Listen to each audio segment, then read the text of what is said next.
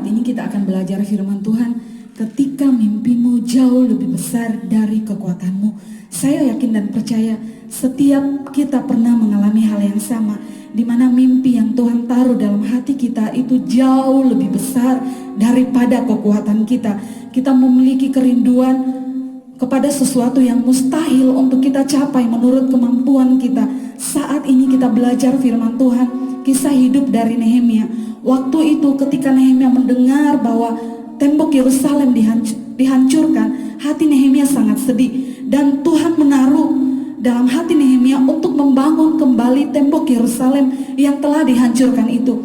Tetapi secara manusia itu mustahil untuk Nehemia lakukan, karena jarak tempat tinggal Nehemia saat itu dengan tembok Yerusalem itu ratusan kilometer, sangat-sangat jauh. Lagian Nehemia itu hanya bekerja sebagai juru minum raja. Dia bukanlah seorang penguasa, dia bukan seorang yang memiliki banyak uang untuk membangun kembali tembok Yerusalem. Secara manusia itu mustahil untuk ia lakukan. Tetapi satu hal yang Nehemia tahu, bahwa kemurahan Tuhan berlaku atas hidupnya. Sehingga ketika ia setelah berdoa, ia memohonkan beberapa hal kepada raja. Dan luar biasanya, raja mengabulkan segala permintaan Nehemia. Apa rahasianya? Nehemia pasal 2 ayat 8 dengan jelas berkata, karena tangan Allahku yang murah melindungi aku. Nehemia menyatakan bahwa semua ini hanya karena kemurahan Tuhan.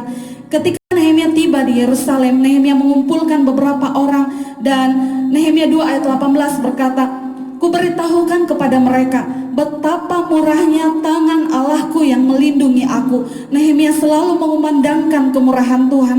Ketika membangun tembok Yerusalem itu, orang-orang berdatangan untuk menggagalkan pembangunan itu. Tetapi oleh kemurahan Tuhan, pembangunan tembok Yerusalem yang seharusnya selesai dalam jangka waktu 1 tahun, itu dapat diselesaikan dalam jangka waktu 52 hari.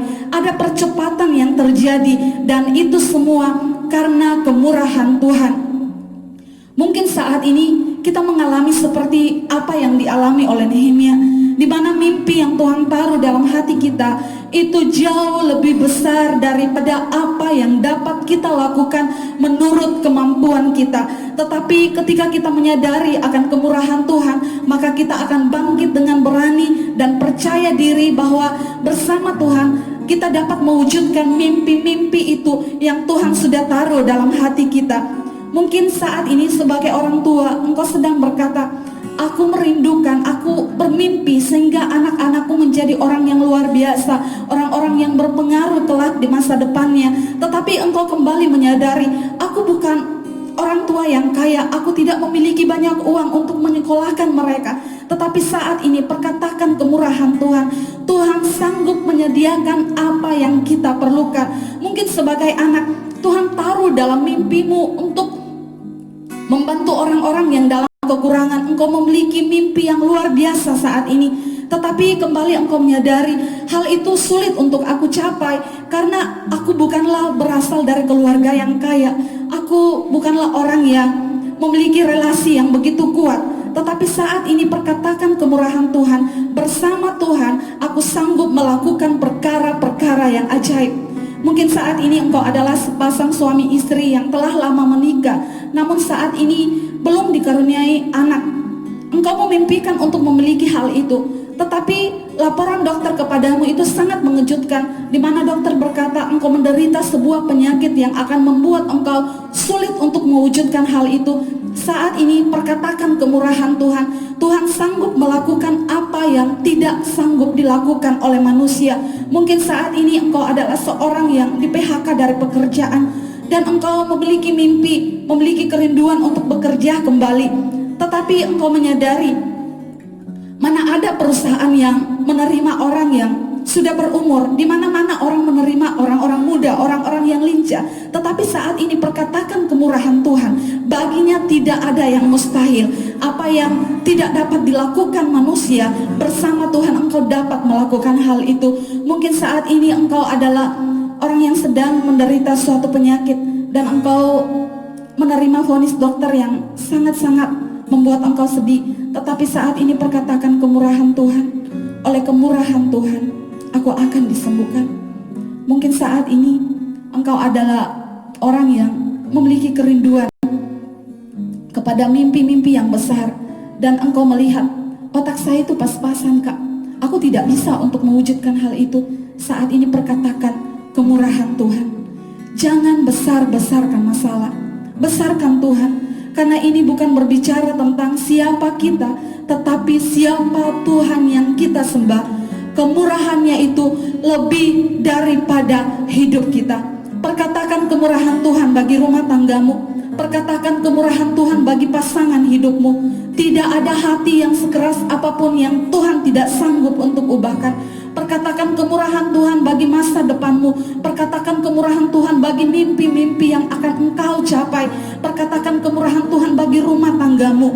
Dan semakin engkau memperkatakan kemurahan Tuhan, semakin engkau mengumandangkan kemurahan Tuhan, maka kemurahan Tuhan akan semakin nyata dalam hidupmu. Perkatakan kemurahan Tuhan bagi kesehatanmu, dan engkau akan melihat kemurahan Tuhan sanggup untuk melakukan apa yang tidak sanggup untuk engkau lakukan.